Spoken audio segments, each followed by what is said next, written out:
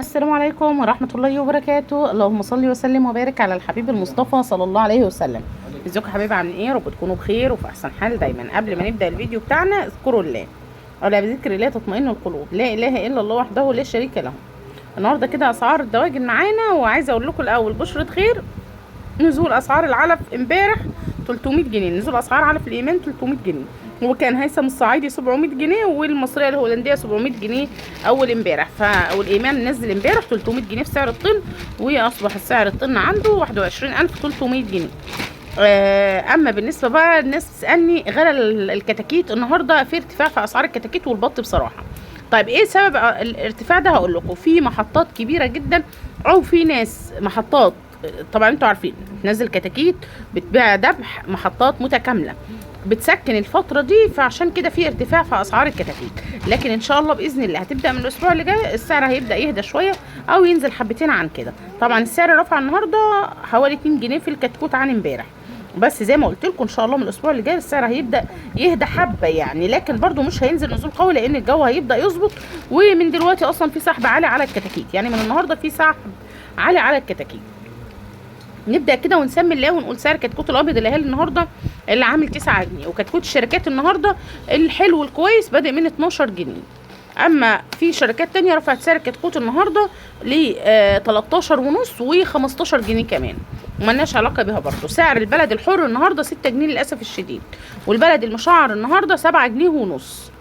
فيومي بلدي النهارده 7 ونص، ورز النهارده فرز برابر 7 جنيه ونص. رز فرز ديوك النهارده 11 جنيه، ورز على وشه النهارده 9 جنيه. ديوك في برابر 9 جنيه النهارده. جميزه بيور النهارده 11 جنيه، وجميزه للبيض النهارده عامل 9 جنيه. اما الساس الشفر النهارده 10 ونص، وهجين عالي النهارده 10 جنيه ونص. كمان سعر الرومي النهارده كان موجود عمر شهر عامل 65 جنيه عمر شهر. رومي بلدي مش برونزي عامل 65 جنيه عمر شهر. اما عن اسعار البط النهارده ففي ارتفاع شويه في اسعار البط. البكيني العاده النهارده عامل 9 جنيه ونص، شرفان النهارده عامل 11 ونص،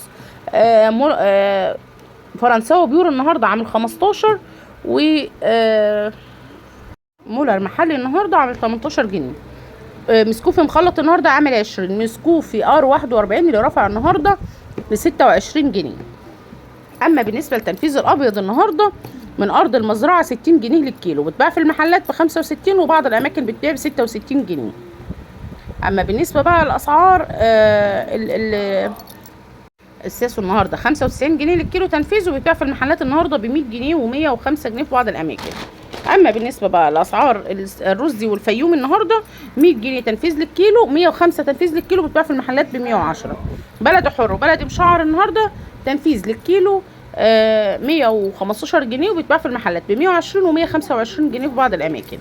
اما بقى عن اسعار البط، فالبط النهارده البلدي عامل 105 جنيه تنفيذ، وبيتباع في المحلات ب 115 و120 جنيه. البط المسكوفي النهارده واللي رفع سعره ل 100 جنيه الكيلو بيتباع في المحلات ب 110.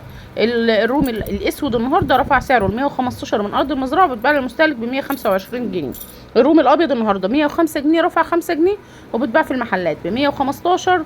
والارنب النهارده 80 جنيه تنفيذ، وبيتباع في المحلات ب 85 جنيه.